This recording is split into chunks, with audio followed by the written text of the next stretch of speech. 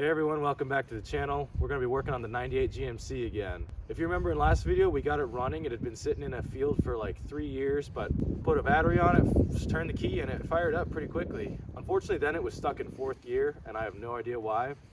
So in order to diagnose that, we got to drop the transmission out of here. So hopefully it doesn't take me too long, but that's what we're going to do today. We got to drop the transmission out. If you guys stay tuned, it's going to be an interesting one because we don't have access to a lift, and it's 11 degrees Fahrenheit outside right now, so it's cold. But yeah, I think it's going to be fun. We don't have too much daylight left, so let's get started.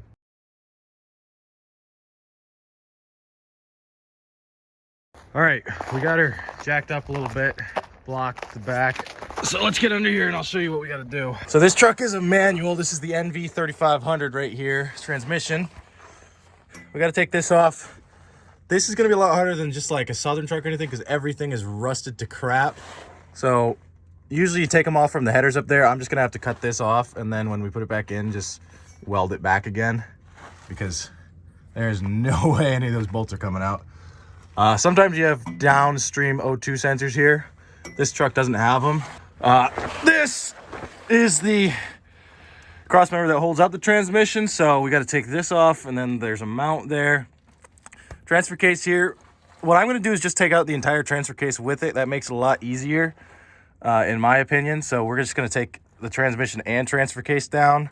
So you got to disconnect the drive shaft up the rear and then pull it out of the yoke up here. And then after that, it's a matter of getting all the bell housing bolts off, pulling that down, and then just electrical connectors. And you do also have to disconnect the starter. First steps for me are already been taken.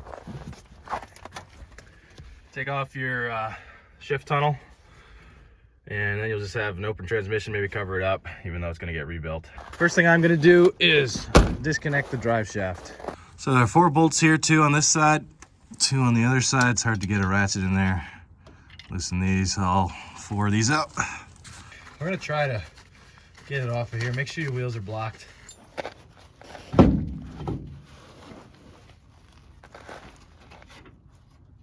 So the drive shaft's out of the yoke back there. Now we just pull it out of the transfer case. One-handed because we're the Hulk. Should have put a catch pan under that. Whoops. All right, Frisbee catch pan there. Go ahead and pull out the drive shaft. For now, that drive shaft will live in the bed of the truck. Now we got to cut off this exhaust using a man's best friend, the Sawzall. So the exhaust is cut. I failed to realize it cuts off right here, so I basically did 1 cut, and then it was already free. I'm just gonna let it dangle, because I doubt those O2 sensors are doing anything anyway. And then there is a downstream one that I missed. The downstream one is right here. I'm gonna let those dangle for now. So what we have left under here is the drive shaft going to the front from the transfer case to the differential. We got this starter, which we got to take off. Clutch slave cylinder line over here. And then a bunch of bell housing bolts. And then, of course, the transmission mount. And it'll be free. So I'm going to start with the starter. We're going to let that dangle down. Starter man. Oh, crap. All right, last starter bolt. There she comes. We're just gonna have her dangle there in this very precarious position. What could go wrong, right? All right, we're removing the front drive shaft. Let's see if I can do this with one hand or not.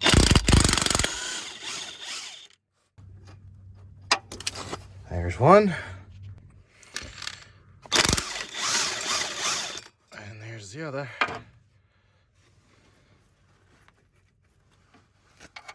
Booyah. I was having a hard time getting this one out of the yoke back there, so I think I'll do the front one instead. All right. So there's that front drive shaft. So I got the front off, still can't get the back off. She's really rusted in there. So decided I just kind of moved it out of the way like that. Only thing left is this slave cylinder line, which I'm gonna get from up top probably. And then there's 6 bolts holding the transmission on, and then the mount. Got all the electrical connectors off in here.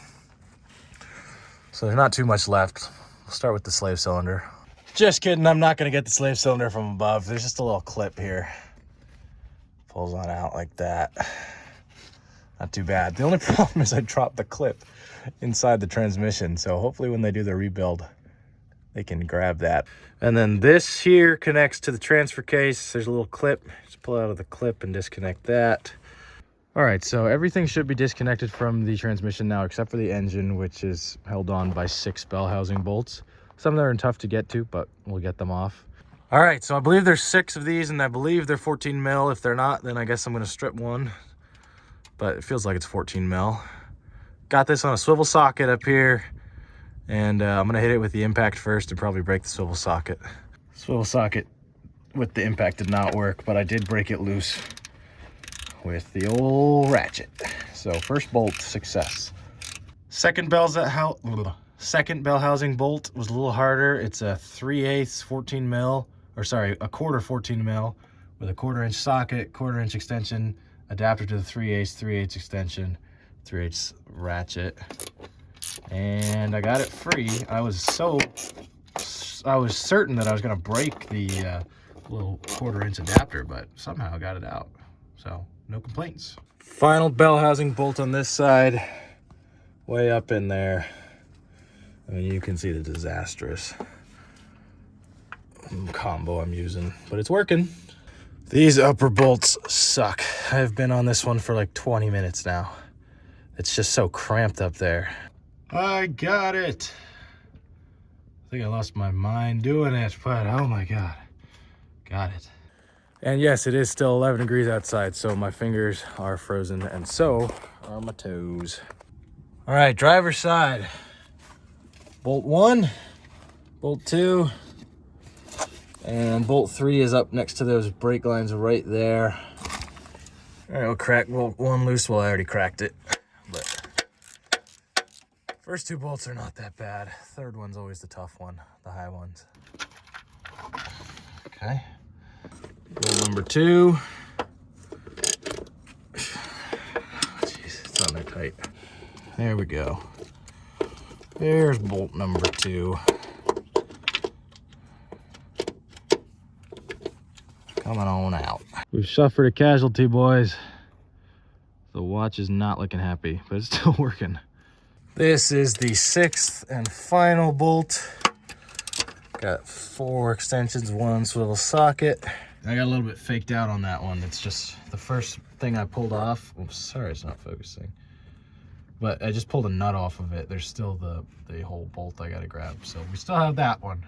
And it was the same on the other side, so I don't know why I got faked out. But guys, if you're doing this yourself, on the top one, you gotta take off a nut first, and then the bolt will come out. The final bolt.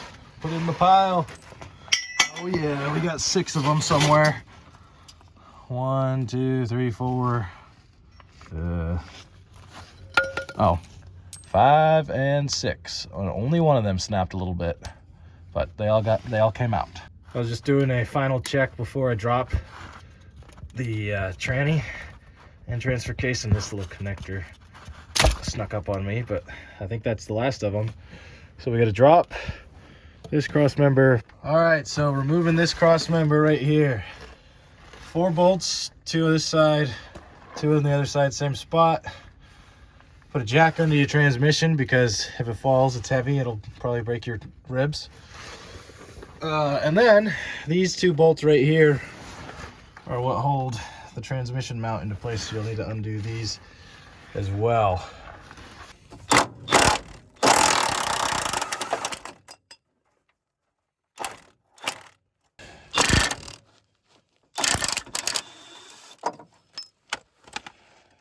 And I'll do the same thing on this side over here. So these guys here holding the mount on are 15s. There you go. Unfortunately, it's like 3:40 here and it gets dark at 4:15ish. So I'm gonna give myself this last minute of light to kind of clean up all my junk. And then tomorrow morning, we'll pull the trans out of here and drive it over to the rebuild shop. Okay, new morning, everybody. We're gonna drop the tranny. Now this is not easy. It's the fact of the matter is you might drop it. Just keep your arms out of the way. Make sure it has a soft place to land. I'm gonna use 2 floor jacks and a couple pieces of wood. I got some wood under there to add cushioning and make it easier to move the jacks around, but this is not an easy part. So first, we're gonna jack up the transfer case and then remove this cross member here. That cross member's out. We got 1 jack on the transfer case, 1 jack on the bell housing of the transmission. Now it's an art of wiggling and lowering and going back and forth till the dowel pins come out, because there's 2 dowel pins that hold on the transmission there and you need to get those out.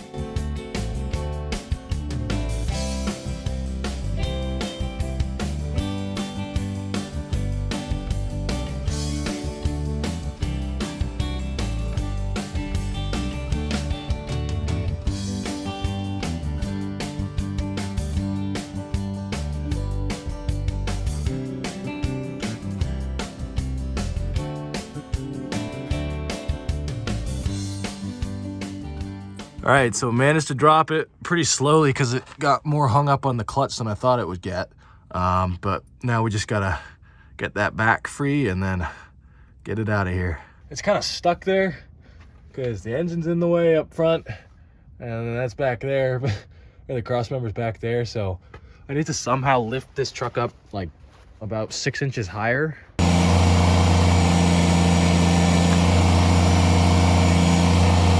All right, so I ended up using a bottle. Whoa, almost dropped you. I ended up using a bottle cap or bottle jack, and now I'm gonna try to winch this thing out of here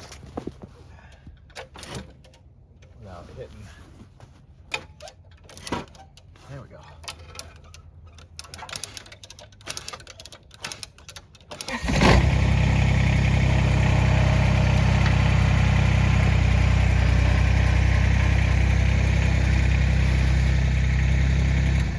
Truck has given birth to a baby transmission. All right, so tranny's out. This is the NV3500, like you guys know, transfer case. And then of course I still got the drive shaft connected because I just can't get it out of that yoke right there. It might be a long time before they actually have this rebuilt for me and ready to go back in the truck, because their wait time could be over a month sometime for a rebuild, just because there's only 1 transmission shop in like a 100-mile radius of me. But whenever they get it back to me, we're gonna throw it back in here, get this thing going. If you guys ever need to take out a transmission in a truck like this, the 4L60 is really similar. You just have to do the torque converter bolts rather than no torque converter bolts, but it's similar. If you guys are curious on the time frame it took me to do this, I would set aside at least an entire day to do it yourself. For me, it was about like an 8-hour job just to take it out. But if you don't have any rusty bolts, it's gonna take you less time than that. I spent a lot of time dealing with rusty bolts. So that's gonna be it for this video, guys. Hopefully I can upload again soon. Probably the next upload will not be on this truck yet because we'll still be waiting for the parts back, but stay tuned and I'll see you next week.